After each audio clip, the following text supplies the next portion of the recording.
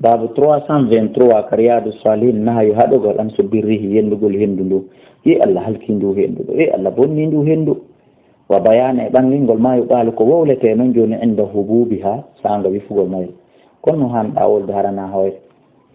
sabuna kala ka yiida goddo woli kongol bongol andu hari pilati kongol moddo ko hana wolede dum do woni ko saburun ko gol makko andugol gol don marun ko gol makko hutorgol dum ko dum pusimo e yennugol an abil mundiri ubay ibn qab radiyallahu anhu qala rasulullah sallallahu alaihi wasallam la tasubbu riyah riha tons yen hendum fa idara aytum suyi ma takrahuna ko anyudon e hendulu hindu wifa hela ledde irta ledde bonnatiji fa bulu ya allahumma ya allah inna mene nas'aluka min turkina min khayri hadhihi ar-rih kala mo der ko nendu hindu wa khayri ma fiha mo der ko nender mayr wa khayri ma umirat bi e mo der ko ndu yamira wana udu bika min mawlurina min sharri hadhihi ar-rih bonendu hindu wa sharri ma fiha bon ko ne mayr wa sharri ma umirat bi e kala bon ko ndu yamira rawahu tirmidhi wa qala hadithun hasan sahih ndo han do wolde Nabi Hurairah radhiyallahu anhu qala sami'tu min Rasulullah sallallahu alaihi wasallam yaqulu lamaka ar-rihu hinduno min ruhillah ko jaadum e ruhu min ruhillah ko jaadum e yurmende Allah ruhillah tati bi rahma kayre hinduno ko do adda en yurmende bogo sindo wifi ndiyan saaje didi sindo wifi kadi moƴƴina ñaameteji tati sindo wifi kadi téléphone ji ɗi marsa internet ji marsa avion jeɗen wiira baton jeɗen doga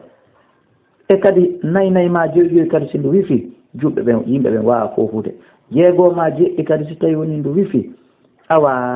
e hande kadi ko liila kon yoora si tawi kadi ndu wifi e non wawata ko kontade musidɓe julɓe en faami ta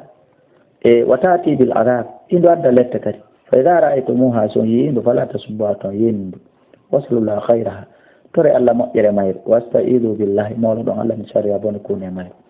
dawa abu dada bi isnadin hasan qawlu sallallahu alaihi wasallam ma gon la min rawhillahi ko jaadu mi yurmende Allah huwa dum bi fatih ra'i sab ko ra'a on wada kon poccal do ay rahmati ko yurmende makko bi badi e jiya makko ben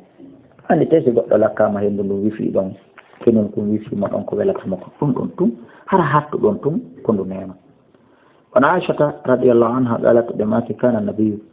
لا كان الرجل صلى الله عليه وسلم إذا أصفت الريح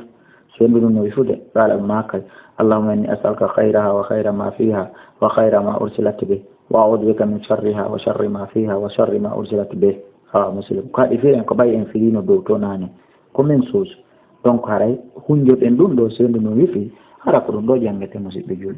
والله أعلى وأعلم